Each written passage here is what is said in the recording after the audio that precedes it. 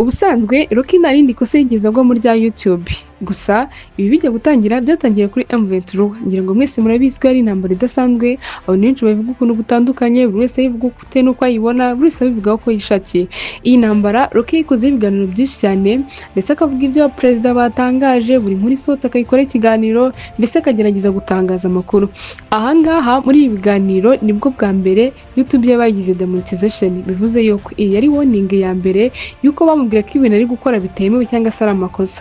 Rocky yarakomeje, gusa nanone ubwo yari ari gukora noneho adafite uburenganzira bwo kuba yafata amafaranga yiwe kuko bari bamugize demonetize. Yakomeje gukora, akora cyane, ariko nanone agerageza gukemura iki kibazo cya demonetization kugira ngo abone amafaranga akorera. Akimara kubikemura, yakomeje nanone gukora ibyo yakoraga kandi bari bamubwiye ko ari amakosa, biza gutuma habaho igikorwa cyo kumuhagarikira YouTube. Kuri uyu munsi rero YouTube bakaba bayifunze kuko bamaye warning bwa mbere, asubiramo amakosa n'ubundi yakoze bwa mbere. Ndabasuje kandi mbahaye ikaze kuri TJP Media, aho musanzwe tuganira ibintu byinshi bigiye bitandukanye, inkuru ziri gutrendinga cyangwa se ibindi bintu muri rusange. Uyu munsi ni itariki 23 ukwezi kwa 12 umwaka wa 2025. Byumvikane neza yuko turi mu mpera z'umwaka. Ni inkuru ibabaje, ni inkuru iteye agahinda, ni inkuru y'incamugongo ku bakunda, abafana, abakurikira cyangwa se abashyigikira Rocky Entertainment. Iyo uvuze Rocky, abantu benshi bahita bamwumva nk'umuntu usobanura amafilimi. Gusa ubu utamuzi nk'umusobanuzi wa filimi, ushobora kumenya nk'umuntu ukora amadokumentari atandukanye cyangwa se ibiganiro byinshi bya politike bitandukanye.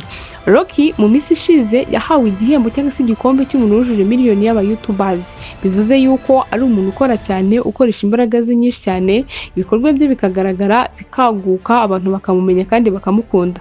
Gusa nubwo yahembwe, uyu munsi ibi byose byabaye impfabusa kubera yuko iyi YouTube yiwe yasibwe. Ntushobora kujya kuri YouTube ngo wandikemo Rocky Entertainment ubashe kubona ibikorwa byiwe, byose byabaye impfabusa. Ushobora kwibaza uti se ari kubitekerezaho iki, arabivugaho iki, abakunzi be bimeze bite, se niki cyabiteye? Mbaye ikaze mu kiganiro kugira ngo ibi byose ubashe kumenya uko byagenze. Amakuru menshi avuga yuko ubwo yakoraga ibiganiro bya M23 rimwe na rimwe akifashisha amavideo kandi y'intambara ataraye, ibyo nabyo bishobora kuba byaragize ikosa cyangwa icyaha kuri urubuga rwa YouTube kuko biba bitemewe, kuko uri gukoresha ibintu bitari ibyawe cyangwa se ibintu bitari bihangano byawe. Abafana bati ahari wenda bamwibye YouTube ayigaruje yongera agakora. Muri rusange iyo bakwibye YouTube ukayibura ni mukaza kuyibona, wayibona gatongera ugakora nta n'icyumweru gishize iyo YouTube yawe barayisiba. Birashoboka ko wenda byari byo byamubayeho, ariko namarira habagaho amakuru ahagije, inkuru zose ushaka, politike yose, ku bantu bose baboneraga amakuru kuri Rocky. Ndabizi neza rwose ko ari mu gahinda.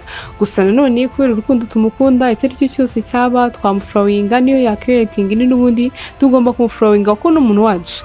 Hanyuma rero reka turebere hamwe ibintu byose ushobora gukora, amakosa ushobora gukora, ibintu ushobora kwitondera kugira ngo niba ufite YouTube ukomeze uyibungabunge kugira ngo batazayisiba nk'izindi zose nk'uko zisibwa. Wenda niba banayikwibye, umenye se niba bakwibye YouTube utegereza igihe kingana iki kugira ngo wongere gukora kugira ngo YouTube yawe bataza kuyisiba. Bimwe mu bintu ushaka kwirinda igihe cyose ufite YouTube kugira ngo ukomeze kuyibungabungira umutekano cyangwa se kugira ngo ukomeze uyigire imeze neza, icya mbere harimo fake engagement. Ahangaha ni uburyo bwo kwiba views, uburyo ubwo aribwo bwose wakoresha kugira ngo ubone views kandi uri kuziba, uburyo ntabwo bwemewe. Iyo YouTube igufashe cyangwa se ikubonye iraguhana by'intangarugero. Uburyo bwa kabiri ugomba kwirinda kandi ni impersonation. Uburyo nanone ni uburyo bwo kwiba channel cyangwa se kwiyitirira iby'abandi. Urugero ni ugufata amavideo wakuye ahandi hantu utakoze cyangwa se utagizemo uruhare, nta hantu hamwe bigaragaza ko ari ibyawe, ukabishyira kuri channel yawe. Ibi nabyo byangiza YouTube yawe kuko iyo bagufashe baraguhana hafi no kuyisiba, bibaye ngombwa rwose banayisiba. Ubu ikindi kintu ugomba kwirinda harimo external links. Ahangaha ni uburyo ufata amalinki y'abandi nanone ukayakura nk'ahantu ukaza kwishyira kuri YouTube yawe. Ibi nabyo urabihanirwa kuko biba ari icyaha gikomeye cyane. Ubundi buryo ugomba kwirinda ni scam.